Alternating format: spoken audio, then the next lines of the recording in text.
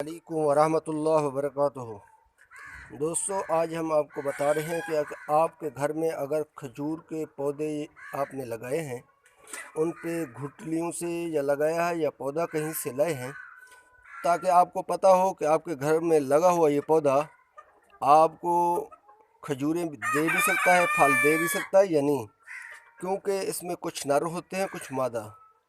اس میں کھجوریں اسی کے اوپر لگتی ہیں جو مادہ ہوتی ہے، نر کے اوپر نہیں لگتے ہیں۔ اور منڈیوں میں لوگ لا کر جو ہے نا یہاں سے وہاں سے پھر جو ہے نا وہ نر وغیرہ جو ہے نا کھجوریں بیچ دیتے ہیں، پھر ان کے اوپر جو ہے نا کھجوریں نہیں لگتی، تو ساتھی پریشان ہوتے ہیں، پتہ نہیں ہوتا کہ یہ نر ہے یا مادہ ہے۔ آئیے دوستو، ہم آپ کو ان کا فرق بتاتے ہیں۔ یہ ہے اس کی شاخ، ایک کھجور کی شاخ، ٹھیک ہے۔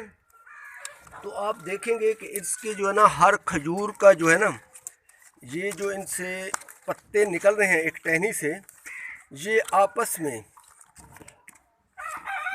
ایک دوسرے کے سامنے بالکل ہوں تو ٹھیک ہے، اگر ایک دوسرے کے سامنے نہیں ہے، ان میں فاصلہ ہے، تو سمجھ لیں یہ نر ہے۔ مثال کے طور کے اوپر یہ دیکھیں، یہ یہاں پہ لگا ہوا ہے، یہ اس کے جو ہے نا بالکل نیچے لگا ہوا ہے، یہ جہاں ہے یہ اس کے بالکل نیچے، ایک دوسرے کے آمنے سامنے نہیں ہے۔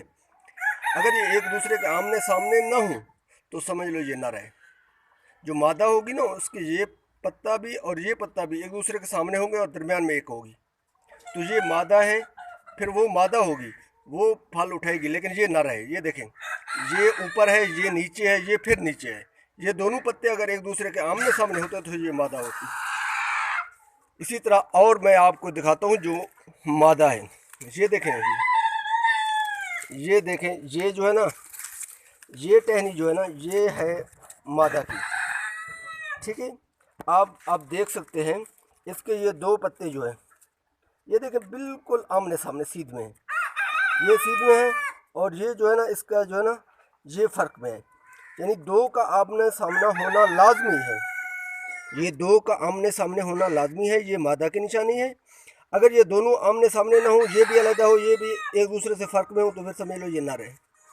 دوستو، اگر ہماری ویڈیو آپ کو پسند آئے تو اسے لائک اور شیئر کر دیں، ہمارے چینل کو سبسکرائب ضرور کر دیں۔ شکریہ۔